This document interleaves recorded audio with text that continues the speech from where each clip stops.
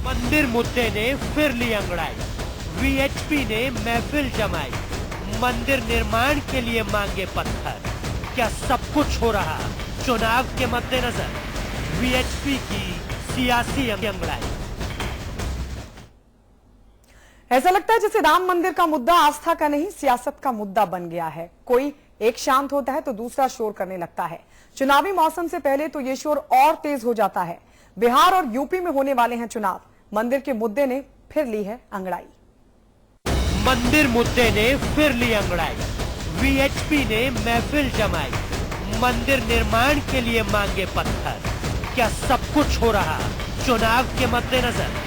VHP की सियासी अंगड़ाई। दरअसल विश्व हिंदू परिषद के संरक्षक अशोक सिंघल ने राम मंदिर के मुद्दे पर बयान देते हुए कहा कि राम मंदिर के निर्माण के लिए श्रद्धालु शिलादान करें। अब इसे सच्ची आस्था की अंगड़ाई कहे या कोरी सियासत का कोलाहल, क्योंकि विकास के तमाम नारों के बीच राम मंदिर के मुद्दे ने फिर अंगड़ाई ली। विश्व हिंदू परिषद ने राम मंदिर का राग छेड़ा है। वीएचपी के संरक्षक अशोक सिंघल ने मंदिर निर्माण के लिए पत्थर दान मांगा है। तो अब निर्णय किया है कि देश भर में ये जो 1.25 लाख घन फुट पत्थर है, उसकी जिस प्रकार की आवश्यकता है, वो जो देश के भीतर अनुदान जो दान देना चाहते हैं वो पत्थर का दान जो दें, जिसकी जितनी क्षमता है उस प्रकार का वो पत्थर यहाँ पर पहुँचाएं। कम से कम आने इस वाले वर्ष में जो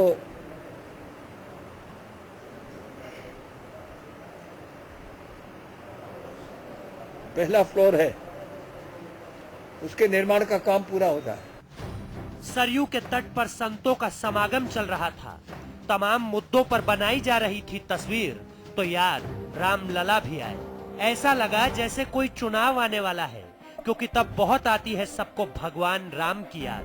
तभी याद आया कि यूपी बिहार में मौसम चुनावी है, देरी है तो बस सियासी मानसून की। कांग्रेस कह रही है कि मामला सीरियस नहीं बल्कि पूरा सियासी है। आस्था से तो वास्ता ही नहीं इन सबका।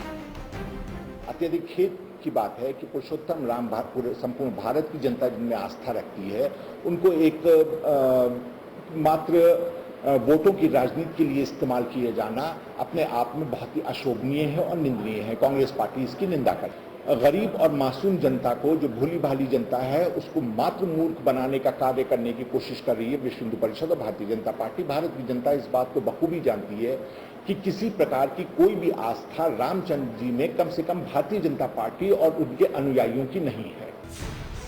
पिछले एक पखवाड़े से यही परिदृश्य तो पसरा है।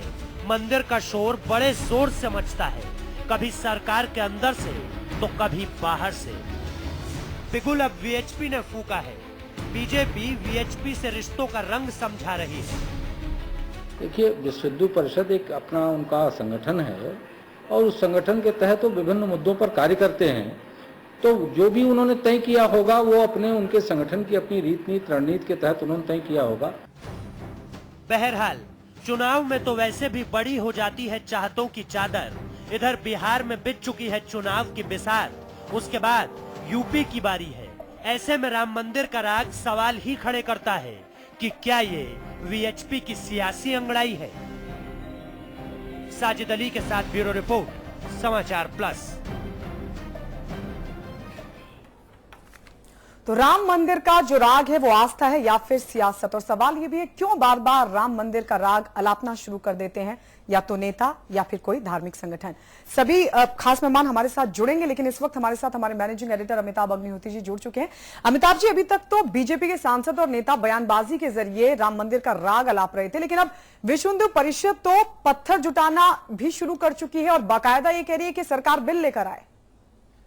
ये प्रश्न विश्व हिंदू परिषद के नेतागण भी जानते हैं जी। अशोक जी तो बहुत अच्छे से जानते हैं, वो इस आंदोलन के प्रमुख सूत्रधार रहे हैं। जब से राष्ट्रीय स्वयंसेवक संघ ने ये तय किया कि इसको एक आंदोलन के रूप में खड़ा करना है, तो अशोक जी और संघ के कुछ दूसरे वरिष्ठ नेताओं को ये जिम्मेदारी दी गई थी। लेकिन आज जो तस्वीर है भारत की राजनीति की, और जो भारतीय जनता पार्टी ने लोकसभा चुनाव में और उसके बाद उसके देश के प्रधानमंत्री ने जो एजेंडा देश के सामने रखा, उसमें राम मंदिर बनाने जैसी कोई तात्कालिकता का उल्लेख नहीं है। ये बात वो भी समझते हैं, अशोक जी समझते हैं, साधु संत भी समझते हैं। मामला सुप्रीम कोर्ट में है, ये भी सब जानते हैं। वाजपेयी जी के समय में भी ये बात आई थी। विश्व हिंदू परिषद इतना जरूर करता है कि जब जब देश में या देश के किसी प्रमुख राज्य में चुनाव की स्थिति हो, तब तक वो कोई राष्ट्रीय कार्यक्रम हाथ में लेता है। ये सिलसिला आज का नहीं। इस आंदोलन को नजदीक से देखने वाले जानते होंगे, 84 में राम जानकी यही रथ यात्रा शुरू हुई थी विश्व हिंदू परिषद ने देश भर में। फिर रामशिला पूजन कार्यक्रम हुआ, 2,70,000 शिलाएं आई अयोध्या में, देश भर से एक एक ईंट मांगी गई। उसके बाद राम ज्योति यात्रा देश भर में निकाली गई, एक ज्योति। उसके बाद राम पादुका पूजन, ये 92 में सितंबर में, और 6 दिसंबर 92 को वो ढांचा ध्वस्त हो गया, विवादित ढांचा। वाजपेयी जी प्रधानमंत्री थे, देश को याद होगा उस वक्त भी एक कार्यक्रम हाथ में ले लिया गया, वो था शिला पूजन कार्यक्रम। उस पर भी सरकार की जान सांसद में अटक गई, बड़ा समस्या पैदा हो गई। वहां महंत रामचंद्र परमहंस बैठ गए अनशन पर, लोकसभा में विनय कटियार अनशन पर। वाजपेयी जी ने राम राम कहते हुए, राम रक्षा स्तोत्र का पाठ करते हुए मुश्किल से रास्ता निकाला। प्राइम मिनिस्टर ऑफिस के एक अधिकारी हुआ करते थे, शत्रुघ्न सिंह, विश्व हिंदू परिषद के लोग जानते हैं उनको। वो उनको भेजा, बोले भाई जाओ मेरी जान छुड़ाओ। तो उन्होंने जाके परमहंस से कहा कि हमें दे दो शिला, हम ले जाके वहां रख देंगे, आप शांति धारण करो बाबा। तो ये रहा है, ये कोई नई घटना नहीं है। लीजिए, विजय शंकर तिवारी जी है, विजय बहादुर पाठक जी, सब लोग तो परिचित हैं इन सब घटनाओं से। ये टाइमिंग कई बार उस एजेंडे पर सवाल पैदा करती है। अब ये नया फंडा, भाई जो पहले जो ईंटें आ गई उनका क्या बना लिया, पहले ये बताओ। रुपया भी आया, ईंटें भी आई। और एक बात मैं नहीं समझ पाता, मैं बार बार संतों से भी कहता था, मैं इस आंदोलन को एक पत्रकार के नाते लंबे समय से देख रहा हूं, कवर कर रहा हूं और बहुत सारी गतिविधियों का साक्षी रहा हूं। मैं एक बात कहता हूं, जब पता है कि बिना निर्णय के कुछ नहीं होगा, तो ईंट गारा बजरी रोड़ी बदरपुर लबिया सरिया जोड़ क्या करोगे, क्या करोगे? मामला अदालत में है, देश की सबसे बड़ी अदालत में, और यह तय है। विजय शंकर जी को अच्छी तरह मालूम है, विजय भाई को अच्छी तरह मालूम है, मोहम्मद शाहिद को पता हो ना हो अलग बात है, लेकिन दोनों को पता है कि सरकार कानून नहीं लाने वाली कभी पार्लियामेंट में, यह भी तय है। तो फिर ये ईंट बजरी गारा रोड़ी काय को जोड़ रहे हो, इसका क्या करेंगे हम, बताओ? मान लीजिए पत्थर ले भी लोगे तो बिहार में चुनाव में माहौल बना दोगे, और साल 1.5 साल उसको देश भर में चलाओगे, तब तक यूपी में चुनाव आ जाएगा, पत्थर पर तिलक लगाते लगाते। ये तो मैं समझ सकता हूं, मंदिर का कोई मतलब नहीं। और एक दूसरी बात मैं कहने आया हूं, जो मेरी चिंता है, यह प्रश्न आस्था और गैर आस्था का नहीं, मेरी व्यक्तिगत आस्था क्या है वो अलग सवाल है, लेकिन मैं भारत के लिए ठीक क्या है उस सवाल पर के साथ खड़ा हूं। मैं एक बड़ी महत्वपूर्ण बात कहने आया हूं, विजय बहादुर पाठक जी इस बात को गौर से सुनिएगा। अगर हिंदुस्तान का दूसरा वर्ग जो अदालत में पक्षकार है, तिवारी जी, वो कहे आप ईंटा पत्थर जोड़ रहे हो, हमें भी अनुमति दी जाए, हम भी ईंटा पत्थर जोड़ेंगे, फिर जिसके हक में फैसला होगा वो बना लेगा, बाकी अपने ईंटा पत्थर उठा ले जाएंगे। क्या स्थिति बनेगी अयोध्या के परिक्षेत्र में? तनाव कहां तक पहुंच जाएगा, इसका अंदाज है क्या हमको? मान लीजिए दूसरा पक्ष भी कहे मैं भी नक्काशी कराऊंगा, और मोहम्मद शाहिद कहे भाई मैं भी एक 5 बीघा जमीन वहां लेके और वर्कशॉप बनाऊंगा, क्या परिस्थिति बनेगी? देश का तापमान कैसा हो जाएगा? क्या 90 के दशक में हम नहीं चले जाएंगे, जिस दिन हर दिन बवाल होता था? मुझे याद है, पता नहीं तिवारी जी उस वक्त कितना सक्रिय थे नहीं थे, मुझे याद है नरसिंह राव जी की सरकार थी, विजय बहादुर पाठक जी, बाबा सन्यासियों का राज सत्ता पर इतना दबाव और आतंक मैंने कभी नहीं देखा था। आईबी चीफ भटक रहा था बाबा सन्यासियों के घर। आईबी चीफ भारत का एक बड़े संत साउथ एवेन्यू में रहते थे, दूसरे रहते थे नॉर्थ एवेन्यू में। अब उनमें एक तो रहे नहीं। बाबा के पैर पकड़ लिया कि आईबी चीफ ने कि बाबा कुछ तो बताओ। बड़े बड़े नौकरशाह, बड़े बड़े मंत्री बाबाओं के पास दौड़ते थे कि बाबा कोई रास्ता निकालो। वो तनाव का क्षण हमने देखे। हम क्या उस ओर ले जाना चाहते हैं? तो फिर ताजमहल में वाईफाई और डिजिटल इंडिया, इसको पहले विश्राम दे, पहले शिले पूजन करा ले देश भर में। बुलेट ट्रेन का काम छोड़ देते हैं, पहले शिला पूजन को करवा लेते हैं, शिलादान। ये ज्यादा जरूरी है। भूख भय भ्रष्टाचार अशिक्षा से बाद में लड़ लेंगे, पहले पत्थर का इंतजाम कर ले। और तिवारी जी भी इस बात को जानते होंगे कि तिवारी जी, जितना पत्थर आपका लगेगा मंदिर में, अगर सुप्रीम कोर्ट ने वैसी व्यवस्था दी तो हिंदुस्तान में और दुनिया में इतने राम भक्त हैं कि उसके लिए आपको पैसे की समस्या तो नहीं आने वाली ना। तो अभी से क्यों पत्थर इकट्ठा करना चाहते हैं? इसका तर्क नहीं समझ में आया। तो माहौल कैसा बनेगा तिवारी जी फिर?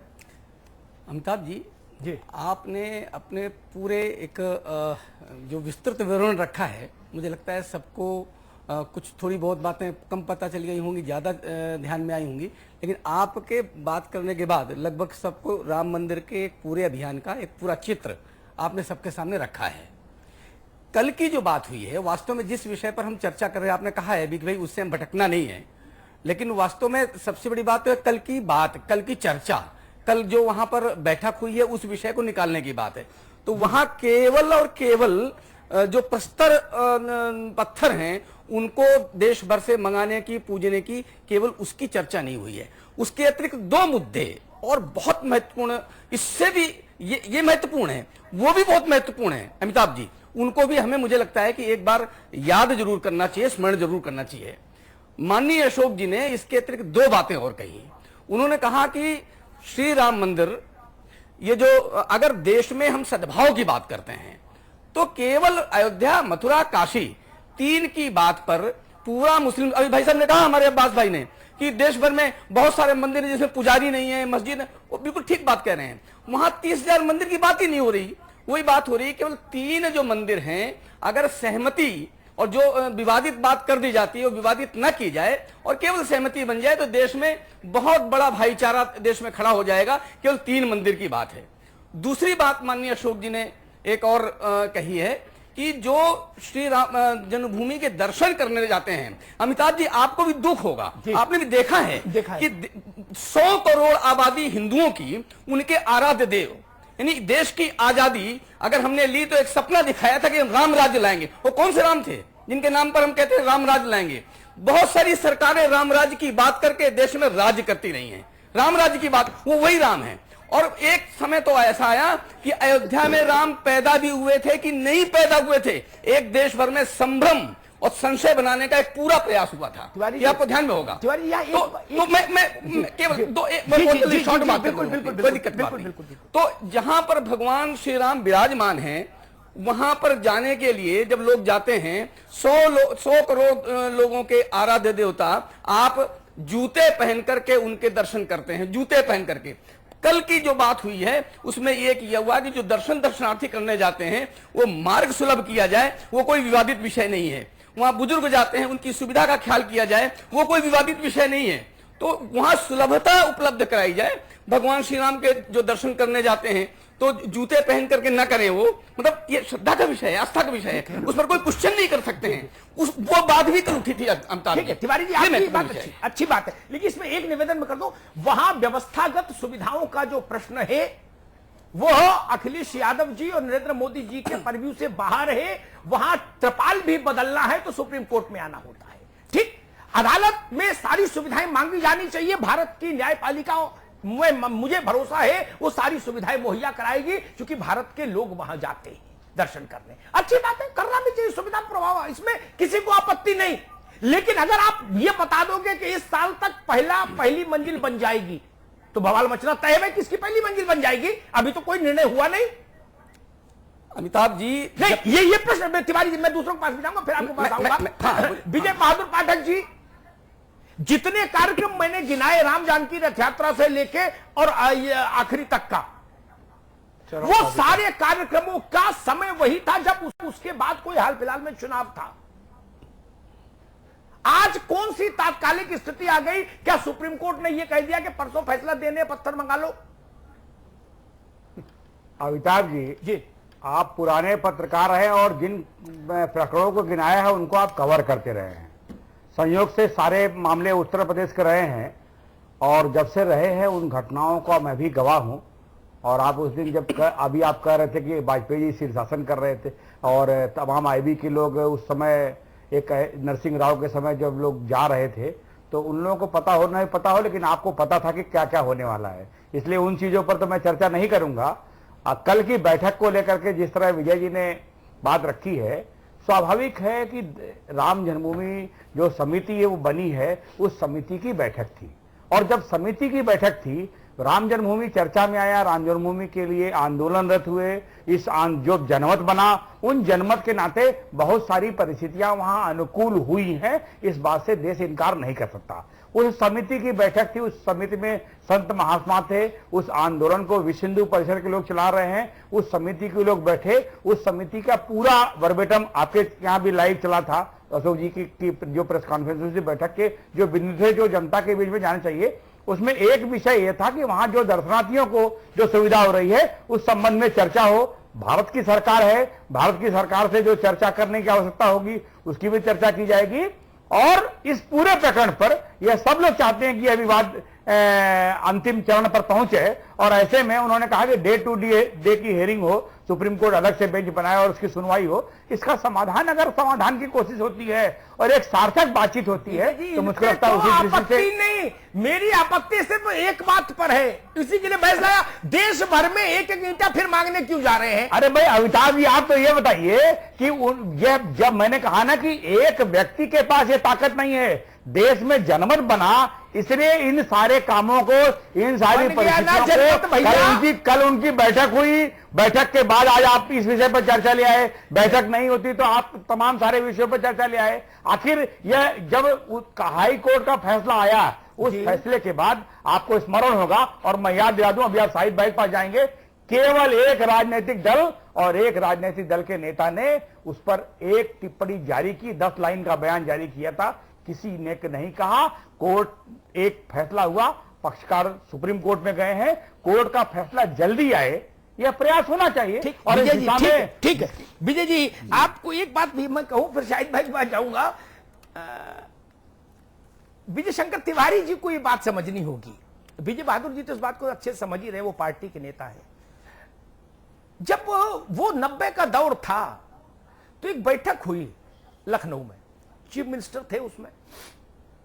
उस समय के राम मंदिर आंदोलन का सबसे जो युवा नेतृत्व जिसके हाथ में था, बजरंग दल, जिसको हनुमान सेना भी बोलते थे लोग, उसमें जो बजरंगी थे उन्होंने कल्याण सिंह जैसे आदमी से कहा, वो अपने कुर्ते के, सिल्क के कुर्ते पर कभी क्रीज पर शिकन नहीं आने दिए। उनसे उन्होंने कहा कि कल्याण सिंह जी, एक ककैया हिला दूंगा ना तो ढांचा बाद में गिरेगा, सरकार पहले गिर जाएगी। समझ रहे हैं ना? वो भी स्तब्ध, जैसे वाजपेयी जी 2002 में स्तब्ध हो गए। अब वो परिस्थितियां नहीं रही विजय शंकर जी ना। अब राजा भी दूसरे मिजाज का है दिल्ली में और माहौल भी दूसरे मिजाज का है। गंगा में पानी भी बहुत बह गया। एक चीज आप ध्यान रखिए, ये आंदोलन, मेरी बात कल भी हो सकती है लेकिन सच है। अशोक जी होते तो मैं उनसे भी यही बात कहता जो तिवारी जी से कह रहा हूं। विजय भाई, एक कॉल पर 1 लाख, 2 लाख, 3 लाख आदमी जुड़ता था अयोध्या में। 6 दिसंबर 1992 के बाद आप 50,000 आदमी कभी वहां नहीं जोड़ पाए। 5,000। परिस्थितियों को समझिए, देश के मानस को समझिए। ये पत्थर मांगने का समय नहीं, ये पत्थर मारने का समय नहीं, पत्थर से दूर रहने का समय है। शाहिद भाई, मैं अपने मूल सवाल पर आता हूं। जी जी। क्या आज की तारीख में मान लीजिए 1,500 मुस्लिम भाई ये कहें कि अगर मान लो हाइपोथेटिकल, जब बीएचपी मान सकती है कि मेरे पक्ष में फैसला आएगा तो दूसरी पार्टी भी मान लो। अभी तो 50-50 है ना, अदालत कुछ भी निर्णय दे सकती है। अगर वो कहे भाई हम भी अपनी कार्विंग शुरू कराना चाहते हैं नक्काशी, उत्तर प्रदेश और देश का क्या माहौल बनेगा, मैं ये समझना चाह रहा हूं। सबसे बड़ी बात है अमिताभ भाई, सारी बातों को तो आपने इतने खूबसूरत अंदाज में बताया, इन लोगों को इस बात को समझना चाहिए। सबसे बड़ी बात यह है कि देखिए इस साल के अंत तक बिहार में चुनाव है, सितंबर उसके बाद 2016 में उत्तर प्रदेश में चुनाव है। ये कहीं ना कहीं चुनाव को दिमाग में रख के भारतीय जनता पार्टी और उसके जितने भी इस तरह के संगठन हैं, चाहे वो बजरंग दल हो, चाहे विश्व हिंदू परिषद हो, महासभा हो, जितने भी लोग हैं वो सब इस तरह की कार्यशैली बनाते हैं। ये सब सोची समझी रणनीति है। देखिए असली मुद्दा देश में, जो मैं थोड़ा सा हट के बात कर रहा हूं अमिताभ भाई, कि देश में जो ज्वलंत समस्याएं हैं, एक महंगाई, बेरोजगारी, उस पर आप कोई ध्यान नहीं देते, उस पर कोई बात, कॉन्क्रीट बात नहीं कर रहे हैं आप। देश जज्बातों से नहीं चलता है, चाहे हिंदुओं का देश हो चाहे मुसलमानों, मैं चाहे किसी की बात, भावना की बात, माफ कीजिएगा मैं गलत कह गया, चाहे किसी की बात, देश जज्बातों से नहीं चलते हैं, देश इकबाल से चलता है। अगर आप भारत के सर्वोच्च संविधान की जो सर्वोच्च संस्था है उस पर आपको यकीन नहीं है, उसकी बातों पर यकीन नहीं है, उसकी कार्यशैली पर यकीन नहीं है, आप अपनी मनमानी सब थोपने की प्रयास कर रहे हैं और सिर्फ लफाजी के अलावा कुछ नहीं है, कोई काम करने का इरादा नहीं। आपने बहुत, मुझे आज इतनी सटीक बातें आपने जो अभी बताई, मैंने बड़ी गंभीरता से सुना उसको। हम लोगों के पास अब उसके बाद बताने के लिए कुछ बचा नहीं, मगर आपने मुझसे सवाल किया इसलिए मैं उस बात को कह रहा हूं। सच्ची बात यह है कि ना भारतीय जनता पार्टी को मंदिर से मतलब है, ना विश्व हिंदू परिषद। एक बात अभी और आपने कही कि मंदिर के नाम पर 50,000 नहीं अमिताभ भाई, 5,000 आदमी ये लोग नहीं इकट्ठा कर सकते। आज की तारीख में मैं चैलेंज करता हूं इनको, 5,000 आदमी नहीं इकट्ठा कर सकते। ये सिर्फ शगुफा है। चुनाव को मद्देनजर करते हुए बिहार में चुनाव है और उत्तर प्रदेश में 2016 के आखिर में चुनाव है, इसको देखते हुए बाकी इनके पास कोई एजेंडा नहीं है। विकास की बात नहीं कर रहे हैं। ठीक है, विकास पे फिर चर्चा करेंगे, विकास पे फिर चर्चा करेंगे। डीपी यादव के लड़के का नाम भी विकास है, विकास छोड़ दो अभी बड़ा बवाल हो जाएगा। ये लोग ले चुके हैं पार्टी में। नहीं, उसको तो भारतीय जनता पार्टी में नहीं, अब नहीं, वो हटा दिया था, उसी शाम हटा दिया था, दोपहर में 11:30 बजे लिया था, 3:30 बजे निकाल दिया था। शामिल तो करा। अरे भाई जिस 90-91 की बात कर रहे हैं, भाई एक मिनट, डीपी यादव क्या उस समय कर रहे थे, अभी आपने कवर किया, आप जानते हैं क्या बात करेंगे। सरकार मंत्री रहे, इनके मंत्री भी रहे, छोड़ दीजिए। और मंत्री रहे जो बात किया उसके बाद जो वहीं से तो इकबाल कल्याण सिंह बनाने की स्थिति बनी पाठक जी, अगर आप ये बात शाहिद भाई, अरे छोड़ो सिंह साहब ने जो कर दिया, अरे भाई अब डीपी यादव पर चर्चा करेंगे क्या? अरे आपके साथ ये दिन आ गए, बात करेंगे आप इस तरह की। भाई अभी नहीं। विजय बहादुर पाठक जी, आपकी पार्टी के राष्ट्रीय अध्यक्ष और राष्ट्रीय अध्यक्ष भी आप जानते हो, ये भी दूसरे मिजाज के हैं। ये वेंकैया नायडू तो है नहीं है ना? बंगारू छोड़ो, बंगारू की बात नहीं करता, विषय को भटकाओ नहीं, बंगारू का नाम लोगे विषय भटक जाएगा। वेंकैया नायडू नहीं, ये जना कृष्णमूर्ति नहीं, ये अमित भाई शाह है।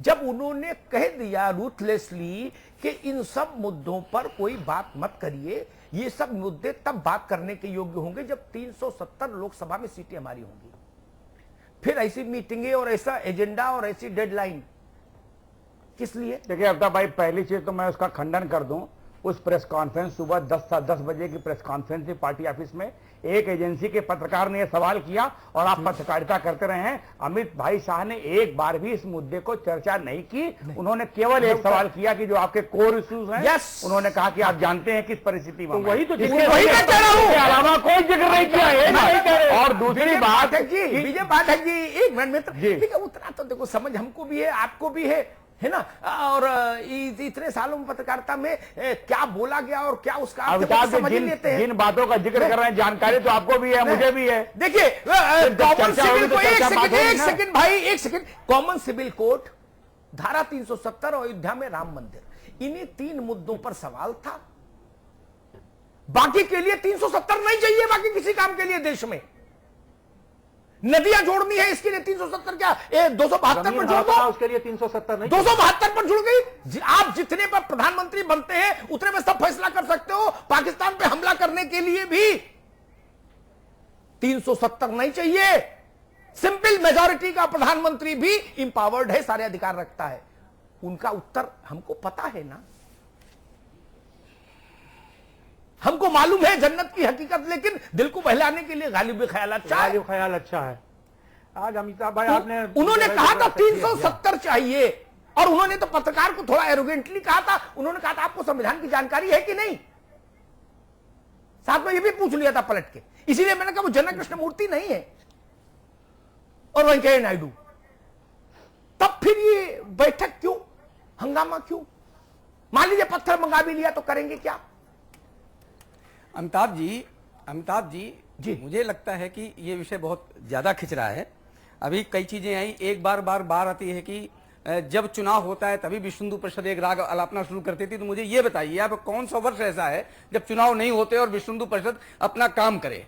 विश्व हिंदू परिषद ने हिंदू जागरण का एक काम लिया है, सरकार चलाने का एक काम नहीं लिया है, हिंदू जागरण काम लिया। और हिंदू जागरण का हिंदुओं को सबल बनाना, हिंदुओं को संगठित करना, हिंदुओं के अंदर स्वाभिमान भरना, ये विश्व हिंदू परिषद का काम। शाहिद भाई आप आराम से पूरी सुनूंगा,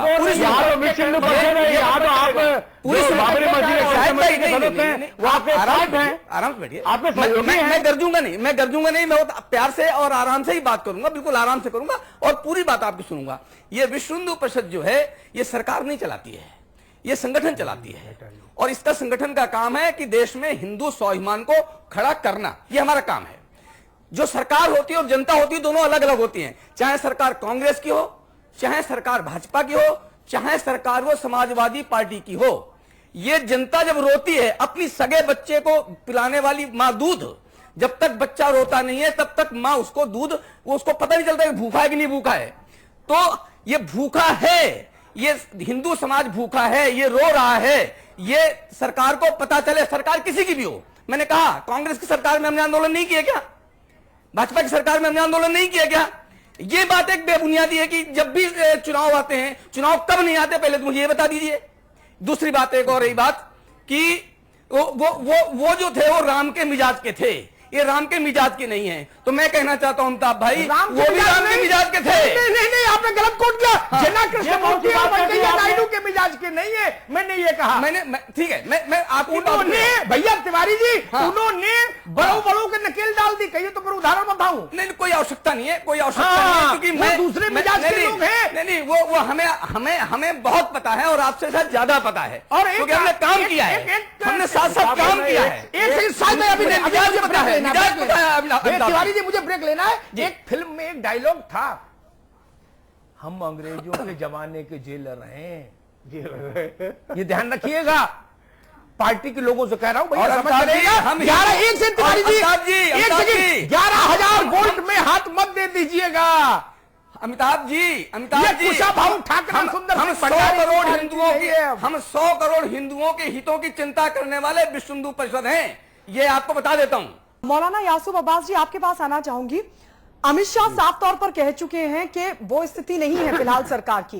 राजनाथ सिंह से भी जब इस मसले को लेकर पूछा गया, उन्होंने भी कह दिया कि हम इस स्थिति में नहीं है कि कानून बनाकर इस मसले का समाधान किया जा सके। कोर्ट में यह मसला है। फिर अशोक सिंघल कह रहे हैं कि पहला फ्लोर बनाने की जो कवायद है उसको शुरू कर दिया जाए। फिर उसका क्या मतलब है, जब समाधान तो फिलहाल होता हुआ नजर नहीं आ रहा, फिर इनकी कवायद का मतलब क्या? जब मामला अदालत में है तो अदालत का जो भी फैसला आएगा उसको सबको मानना चाहिए।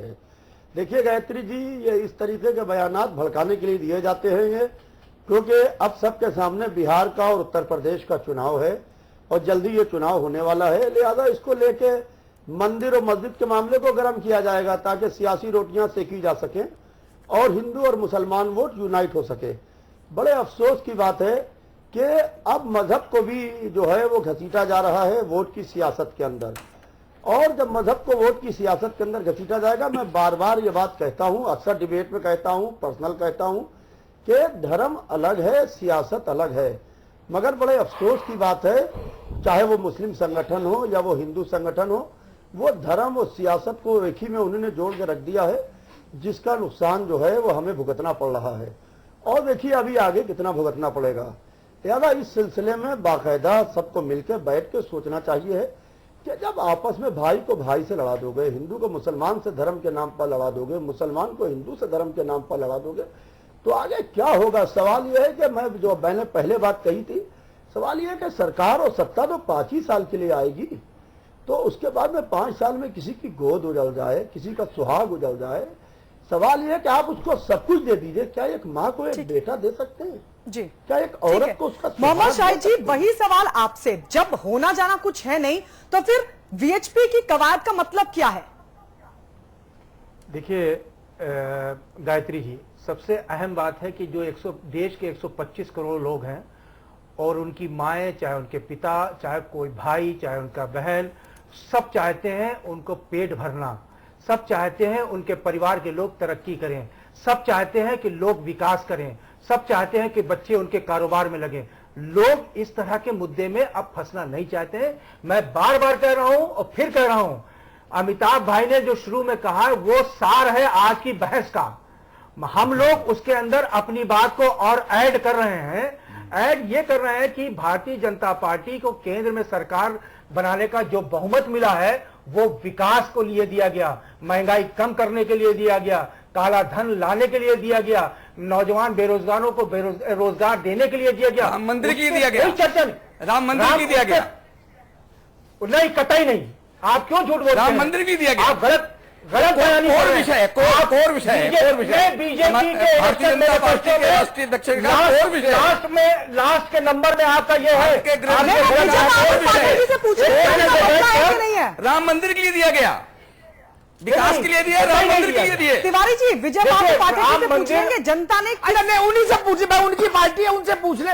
मैं विजय बहादुर जी पूछ लीजिए, ये सरकार राम मंदिर पर बनी या विकास पर बनी? बस इतनी बात हो जाए, सीधी बात। अमिताभ जी, शाहिद मंजूर ने शाहिद भाई ने आपकी बात कही है, आपको कहा है, ये सियासत उस मुद्दे को आप उस समय मैंने फिर कहा कि आप उन घटनाओं के गवाह हैं। राम जन्मभूमि पर जो आंदोलन हुआ था, उस आंदोलन में आग में घी का काम किसने किया? मुलायम सिंह ने किया, जब उन्होंने चेतावनी दी कि परिंदा पर नहीं मार सकता है। अभी भी इस पूरे प्रकरण को लेकर के जब न्यायालय का मानी फैसला आया, मैं इसलिए बार बार आपको ध्यान दिला रहा हूं कि देश के अकेले नेता मुलायम सिंह, एक मिनट आपने कहा, एक मिनट अभी उनकी बात आ जाए, सुनने दीजिए, आप सुने जी। फिर अकेले नेता मुलायम सिंह हैं जिन्होंने 10 लाइन का प्रेस नोट जारी किया और उसमें यह कहा कि मुसलमान ठगा गया है। भारतीय जनता पार्टी ने देश का चुनाव विकास के मुद्दे पर लड़ा है। राम जन्मभूमि हमारे लिए राजनीति का मुद्दा नहीं है, लेकिन राम जन्मभूमि पर दृष्टिकोण हमारा स्पष्ट है कि राम जन्मभूमि पर भव्य और दिव्य मंदिर बनना चाहिए। उसकी जो प्रक्रिया है, और कल अशोक जी ने भी अपनी उस बैठक के बाद यह चर्चा की है, क्या जितने लोग यासूब अब्बास जी ने भी कहा, अभी बड़ी बड़ी बातें शाहिद मंजूर भी कर रहे थे, क्या ये नहीं चाहते हैं कि इस मामले का फैसला हो, इस मामले पर जल्दी जल्दी सुनवाई हो और इसके समाधान की कोशिश हो, एक बड़ा मुद्दा हो, वहां पर पूजा होती है, लोग दर्शन करने जाते हैं, सुनवाई पर पूरा देश साथ है, लेकिन सुनवाई नहीं ले जा पा रहे हैं, भैया असुविधा हो रही है, लोगों को कठिनाई हो रही है। लेकिन पाठक जी एक मिनट, मोहम्मद शाह जी एक मिनट, लेकिन पाठक जी जल्दी सुनवाई मंजूर, हिंदुस्तान भर को कोई ऑब्जेक्शन नहीं। रामलला जहां विराजमान है, उनके वो किसी की कृपा से विराजमान नहीं, न वो विश्व हिंदू परिषद की कृपा से विराजमान है, न वो समाजवादी पार्टी ने उनको विराजमान होने दिया इसलिए विराजमान है। वो भारत की अदालत की व्यवस्था के तहत वहां विराजमान है, उनको वहां का मान्य अधिकारी भारत के कानून ने माना, इसलिए किसी की कृपा का प्रश्न नहीं। अगर आध्यात्मिक दृष्टि से ना भी देखें कि बसे हैं रोम रोम में राम, तब भी कानून ने उनको उस जमीन पर स्थापित माना। अभी तक इलाहाबाद हाईकोर्ट का जो मैसेज है वो बिल्कुल लाउड है। उसके बाद भी आपत्ति, मालूम वहां सुविधाएं सब हो, वाटर कूलर लगाइए, पंखा लगाइए, त्रिपाल लगाइए, कुछ जलपान की व्यवस्था करिए, सब हो, कोई दिक्कत नहीं। सुप्रीम कोर्ट में जाए, पिटीशन लगाए, उत्तर प्रदेश की सरकार, केंद्र की सरकार पिटीशन लगा सकती है, विश्व हिंदू परिषद लगा सकता है एक अलग पिटीशन, कोई भी संगठन लगा सकता है कि वहां विश्वनाथ जी करे रामलला के दर्शन में सुविधाएं हो, दिक्कत नहीं। आपत्ति वहां शुरू होती है कि सूत न कपास कोरी सन लठी लठा, एक कहावत है। जब आप पत्थर ही मंगवाना शुरू कर देते हो डायरेक्ट, कल कहोगे सीमेंट ले आओ, सरिया ले आओ।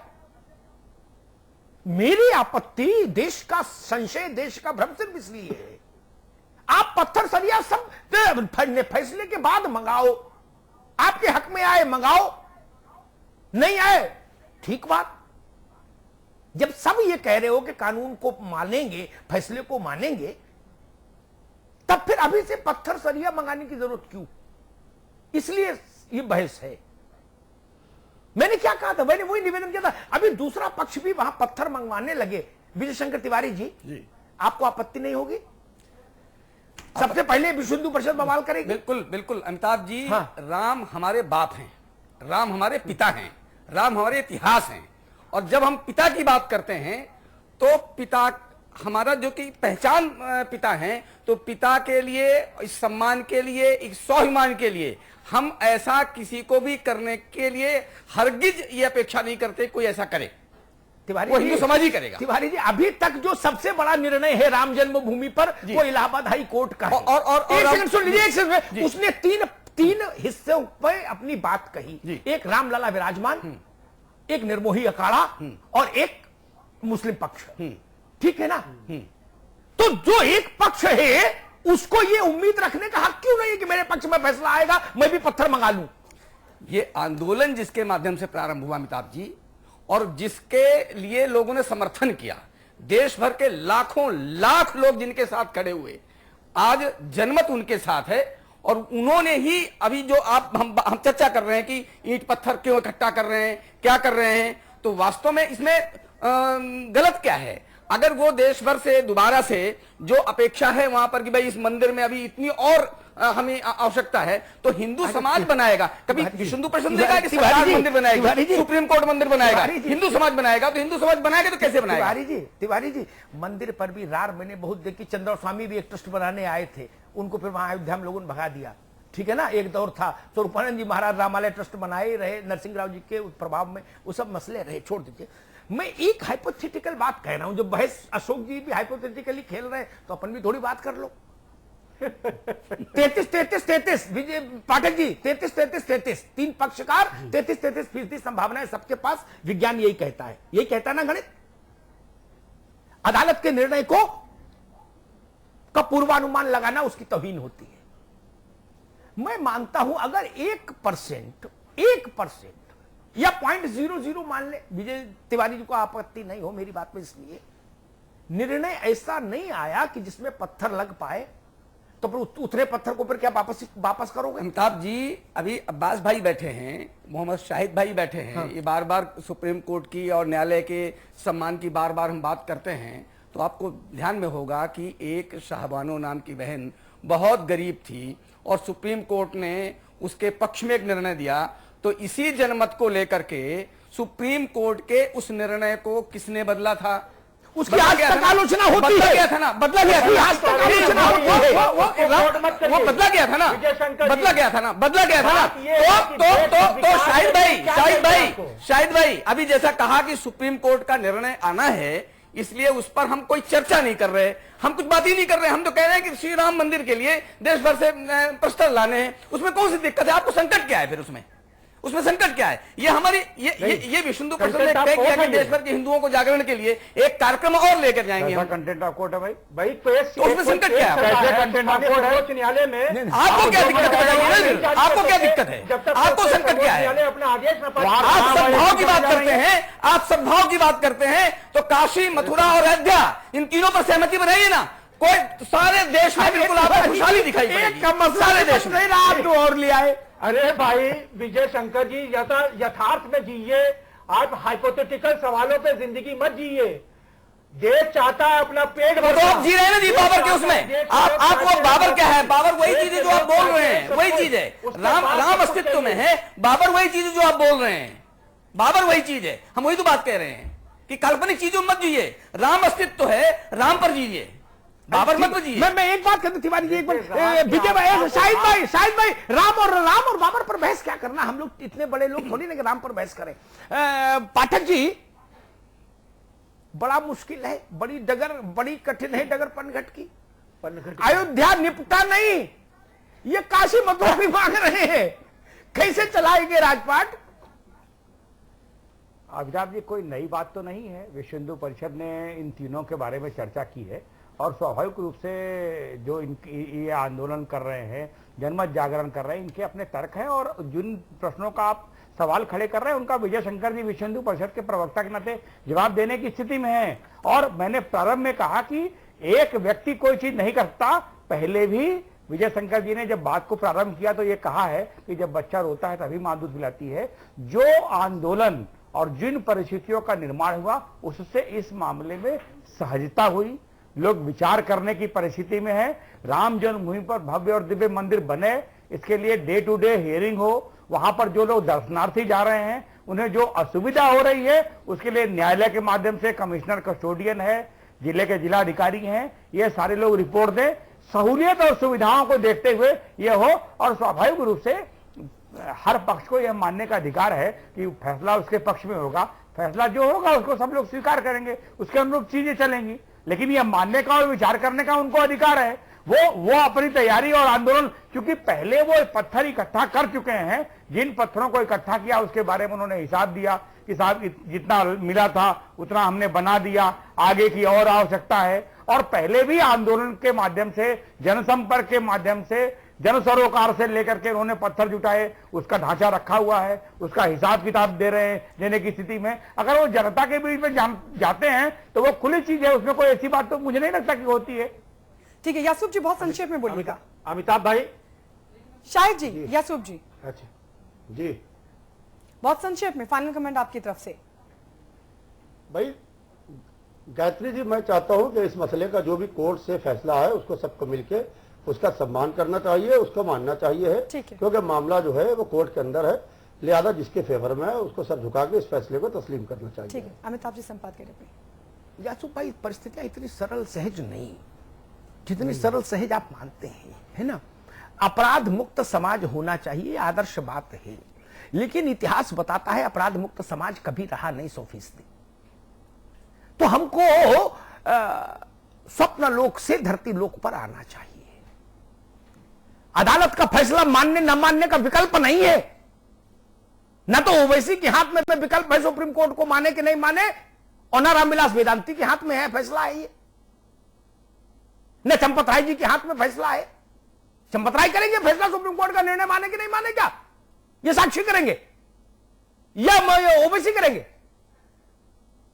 मानना ही होगा, कोई विकल्प है क्या?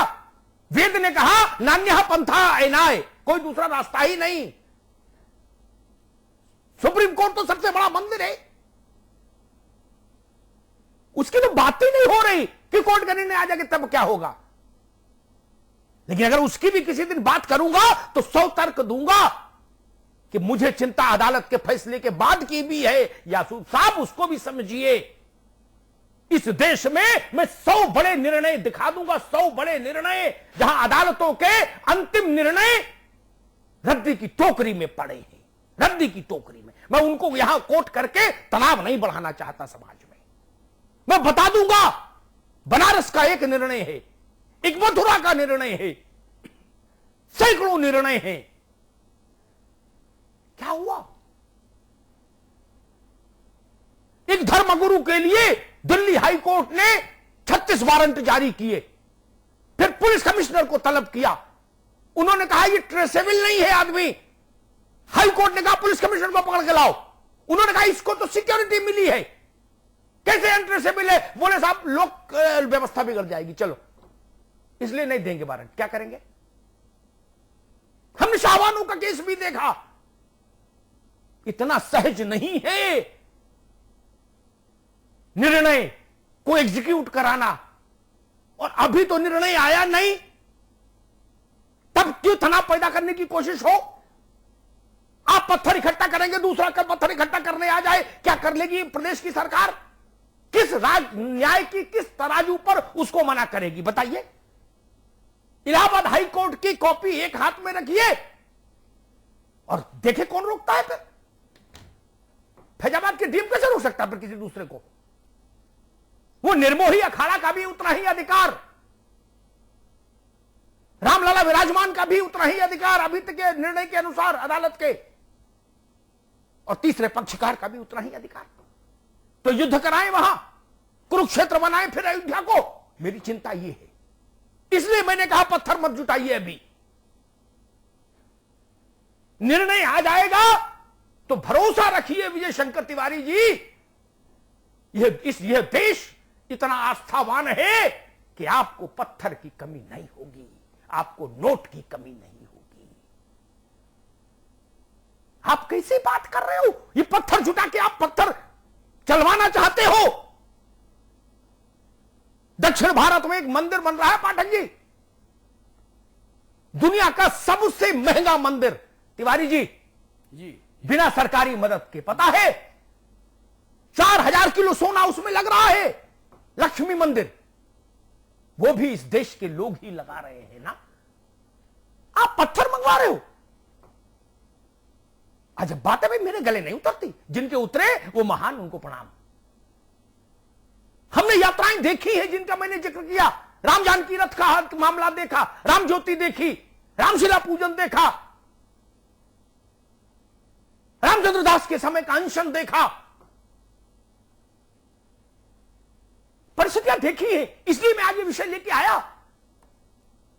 माहौल अच्छा है, देश बदलाव चाहता है, बदलाव कर भी रहा है। उस समय विचलन ठीक नहीं, सिर्फ ये निवेदन करने के लिए विषय रखा था मैंने। जिसके हक में फैसला आएगा वो बना ही लेगा, क्या दिक्कत है? बनने में कोई दिक्कत है क्या फिर? लेकिन निर्णय तक तो रुक जाए, इतनी अधीरता क्यों? नहीं, वहां पर फिर सियासत की बू आती है, वहां पर सियासत की बू आती है। और एक बात मैं कहूंगा कि विजय पाठक जी मेरी बात से टीवी पर सहमत होते हैं कि नहीं होते हैं वो अलग विषय है। वाजपेयी जी की सरकार अच्छी चल रही थी, आर्थिक मोर्चों पर ठीक परिणाम दे रही थी, बुनियादी ढांचे पर ठीक परिणाम दे रही थी। देश की तमाम सरकारों से अच्छा काम वाजपेयी की सरकार ने बुनियादी ढांचे पर किया था। ये स्वर्णिम चतुर्भुज से लेकर तमाम योजनाएं उनके विजन का उदाहरण थी, विजय शंकर तिवारी जी। लेकिन आपके बजरंगियों ने 2002 में ऐसी माचिस लगाई कि सरकार भड़बड़ा गिर पड़ी, वापस आई नहीं। वरना काम खराब नहीं किए थे वाजपेयी जी ने ना। आप लोगों ने वहां तक शिला पूजन कराया कि सरकार ही शिला में तब्दील हो गई। यह दिक्कत इसलिए है मेरे पास। याजूब साहब, इस देश की कमजोर सरकारों ने अदालतों को फैसलों को कई बार ठंडे बस्ते में डाल दिया। ऐसे उदाहरण है, वो जज्बा है क्या? और एक बात कहूं विजय बहादुर पाठक जी से, आंदोलन है, हिंदू लोग चाहते हैं मंदिर बने, भव्य मंदिर बने, सारी बात मान ली। जनमत है, माहौल बना है, सारी बात आपके तर्क मान लिए। जब इतना अच्छा सब कुछ हो गया तो कानून मंत्रालय के सचिव से एक चिट्ठी क्यों नहीं भिजवा दी थी शपथ ग्रहण के अगले दिन सुप्रीम कोर्ट? तो ये वेदांती जी को आने नहीं पड़ता मैदान में ताल ठोकने। विजय शंकर तिवारी जी, ये तो सबसे सरल उपाय था, एक चिट्ठी टाइप करवा के भिजवा देते कि हम निवेदन करते हैं कि इसको डे टू डे ट्रायल पर लो। सरकार को अधिकार है ऐसा हस्तक्षेप करने का, संवैधानिक व्यवस्था में उसको पास अधिकार है। राष्ट्रपति के जरिए रेफरेंस चला जाता है। कितनी देर लग रही थी? साल भर तो हो गया, अब तक तो सुनवाई जाने कहां पहुंच गई होती। वहां तो नहीं किया, जहां करना चाहिए वहां चिट्ठी नहीं गई। अयोध्या में पत्थर मंगाओ, इसलिए मामला गंभीर हो जाता है। मैं सिर्फ ये निवेदन करने आया, मंदिर भी बने, मस्जिद भी बने, देश में सब अच्छा हो। किसी वर्ग को यह नहीं लगे कि मैं विजेता हूं और दूसरे को ये नहीं लगे मैं पराजित हो गया, उससे दूध में नींबू पड़ जाएगा। फिर वो सैकड़ों साल लगते हैं, लम्हों ने खता की है, सदियों ने सजा पाई। मैं सिर्फ इसलिए आया हूं। और दूसरी बात, देश का, तिवारी जी कहेंगे पूरा देश चाहता है ऐसा करो, दूसरा ओवैसी साहब कहते पूरा देश ये चाहता है। पूरे देश का रेफरेंडम किसी के पास है क्या? 125 करोड़ लोगों से कोई पूछ के आया है क्या? नहीं। और 125 करोड़ लोग की क्या चाहते हैं उसका मुझे जैसे छोटे आदमी को समझ में आता है। वो रोटी चाहते हैं, वो नौकरी चाहते हैं, वो विकास चाहते हैं, वो सुरक्षा चाहते हैं, वो दुनिया के साथ कदम से कदम मिला के चलना चाहते हैं, वो पत्थरों की भूल भुलैया में नहीं भटकना चाहते। मेरा सिर्फ निवेदन है, भारत को आगे बढ़ने दीजिए, उत्तर प्रदेश को आगे बढ़ने दीजिए, हिंदू को आगे बढ़ने दीजिए, मुसलमान को आगे बढ़ने दीजिए। सब आगे बढ़ेंगे तो राम भी खुश होंगे, अल्लाह भी खुश होंगे, पूरा देश खुश होगा, मानवता खुश होगी। बहुत बहुत धन्यवाद। बहुत बहुत शुक्रिया आप सभी का हमारे साथ जुड़ने के लिए। विजय शंकर तिवारी जी आपका, यासूफ साहब आपका बहुत बहुत शुक्रिया, विजय बहादुर पाठक जी, मोहम्मद शाहिद जी आपका बहुत बहुत शुक्रिया।